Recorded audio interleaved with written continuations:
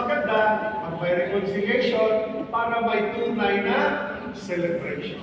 And yun that's why pagsisihan, ito yung pinsaringan ni Juan Bautista, pagsisihan ninyo, talimdan ang inyong mga kasalanan.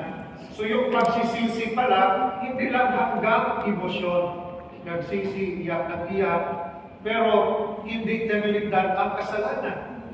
So ang pagsisisi, mayroong conversion, may transformation. Hindi lamang hanggang emosyon. Kung nagsisi ka, ipakita mo sa gawa mo. Di ba ito nga yung sabi ni Juan Bautista sa mga Pariseo, sa mga Saduceo, na ipakilala ninyo sa pamamagitan ng inyong pamumuhay na kayo'y nagsisi. Ipakilala sa pamamagitan ng kilos, ng gawa. Kasi madali naman, sorry na talaga. Sorry na lang. Pag nagulitin ha, ayun, balik na ng ko. Nakita ko naman sa Facebook, may kakapanood. So, madali lang sabihin, pero yung kilos, yung gawa, hindi na ipakita. Yun yung sabihin ni Juan, na ang pagsisisi pala, tunay na pagsisisi, ipakita mo sa gawa. Hindi lamang dinig. Dapat may action. Yun ang repentance. So tayo lang pala sa video 1, kung magsisi tayo, mag-repent tayo, dapat ipakita din natin sa gawa. That's why taligdan. Anong taligdan? Ang ex-boyfriend. Taligdan na kasalanan. Okay. So nagsisi siya, pero hindi lamang pagsisi, taligdan. So ang pamumuhay mo ngayon, naaayon na sa Panginoon. That's why itong sabi ni Juan, ihanda ninyo ang daraanan ng Panginoon. Tuwirin ninyo ang kanyang mga landas. Okay? Ibig sabihin, ang pamamaraan mo na ngayon ay pamamaraan sa Panginoon. Hindi na yung gusto ko ang masunod. Ang pamamaraan na ng Panginoon. Ang kalooban na ng Panginoon. Diba, every time nagdasal din ng Our Father, Your Kingdom Come, Your will be done. O ang pamamaraan na, so ang pagsisisi pala, hindi na yung pamamaraan mo, kahit pinaligtan mo na yung lumang makasalanang buhay, ang pamamaraan ng Panginoon, dahil pag sumunod tayo sa pamamaraan ng Panginoon, ito yung magdala sa atin ng ating kabanalan. Okay? So ang pagsunod sa pamamaraan ng Panginoon ay magdala sa atin ng ating kabanalan. So yun ang pagsisisi pala. So ang pagsisisi, repentance, hindi lamang emosyon, hindi lamang feeling, pero transformation, mind, heart. Alam mo na mali, alam mo na ginawa na may nasaktan ka. Magbago, ibig sabihin, tatalimdan mo na. Tatalimdan mo na ang kasalanan at mabuhay ka na ngayon sa pamamaraan ng Panginoon.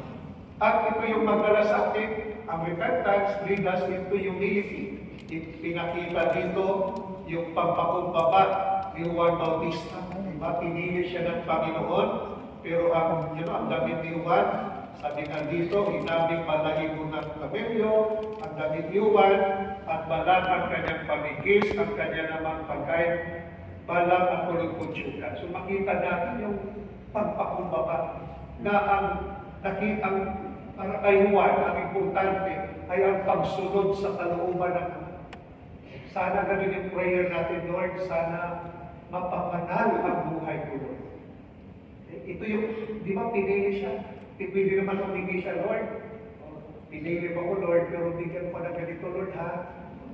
Maraming bahay, Lord, maraming. Pero ang gusto lang ni Juan, na makalapit, sumunod sa kalooban ng hindi na yung external.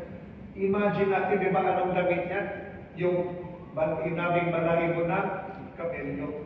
Imagine pag nandito kaya si Juan, entertain natin kasi sila ulo na ito. Diba?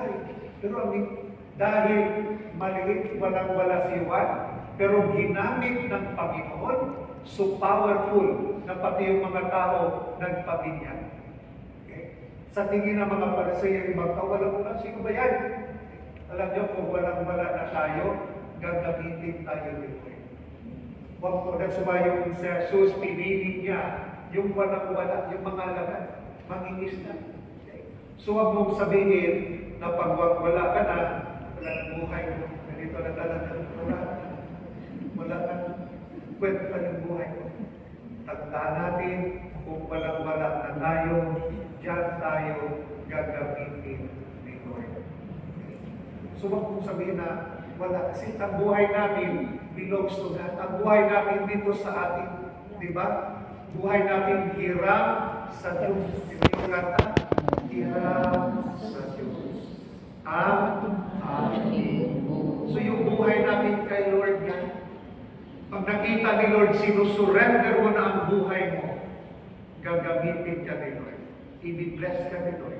Pero kung makasarili ka, ma-pride ka pa rin, parang sabi ni Lord, parang ayaw ko parang ma-pride to. Hindi ka gagamitin ni Lord. It is only in humility. That's why si Juan, sa kanyang pagpakumbaba, pinili siya ng Panginoon to prepare the way of the Lord. At yung pangalawa, dito naman, yung binyag, di ba? Si Juan, yung binyag niya, ano na yung binyag niya? Anong binyag niya? Hindi ko nakinig. Sa tubig. Ibig sabihin doon, yung tubig, cleansing ng kasalanan. So, binigyan ka sa tubig para maging bahagi ng simbahan. Pero anong binyag ibinigay ni Jesus? Espiritu Santo at apoy. Para sa sakramento natin, di ba, yung sacrament of initiation, baptism, at confirmation. Di ba, yung kayuan parang binyag, baptism. Pero hindi complete ang binyag pag hindi matanggap ang Espiritu Santo, yung kumpil. Di ba, ikakasal. Pero wala kang ang kumpil. O hindi pwede ikasal, ano? Kasi hindi pa complete ang binyag. Kasi makomplete yung binyag natin pag tinanggap ang sacrament of confirmation. That's why yung bishop, the fullness of reason, doon niya ibigay. Dahil tinanggap natin ang Espiritu Santo. So ang pagtanggap ng kumpil, ito yung pagmimisyon natin. Na ang binyag, member ka ng simbahan, pero yung kumpil, tinawag ka na maging disipulo ni Kristo. Dahil ang kasal, isang mission yan. So bago ka mag-mission, tanggapin mo yung kumpil. Tanggapin mo yung Espiritu Santo. Dahil ang pag-aasawa ay isang mission. Sige ba, hindi ka natanggap, kasal ang kasal lang, hindi tuloy konsimisyon. Pero that's why sasamahan tayo ng banal na Espiritu Santo dahil yung pag-aasawa pala, pamilya, ay isang pag-misyon. Okay, so may mga hindi pa na-cocktail, chaplaincy, may programa naman tayo. Dito sa church natin, may mga seminar para ma-complete ang binyag. Tanggapin ang, anong tanggapin? Sacrament of confirmation. Convert. Ikaw na nga mismo mag-decide. Dahil sa binyag, ang nag-garantiya ng ating pananampalataya, yung ating magulang, si Ninong, Nina. Ngayon, lumaki ka na, ikaw na mag-confirm. Manatili ako bilang Katoliko. Nanatili akong alagad ni Kristo. At kung sumunod tayo sa Panginoon, kung maghari siya sa buhay natin, may kapayapaan. Magandang description dito sa unang pagbasa kay Propeta Isaías. Diba? Yung mga, sabi nga, yung mga leon, hindi na nag-aaway. Napakinggan niyo ba yung unang pagbasa? Diba? Parang yung una, yung mga hayop nag-aaway. Pero pagdating daw ng Mesiyas, may kapayapaan. Wala ng away. Ganun sa community, pag nag-aaway pang community, absent si Lord. Pero si Lord nasa community, maski iba-iba tayo, meron tayong cultural differences, personality differences, magkakaisa pa rin dahil present si Lord. Pero pag wala si Lord sa puso natin, away. So So, ito ang ibig sabihin at so yung Pasko, kasama na natin ang Diyos, Emmanuel, sasamahan tayo, naway tayo rin ay maging instrumento sa kapayapaan sa pamamagitan ng ating pagpakumbaba at pagpapatawad sa kapwa. Amen. Magsitayo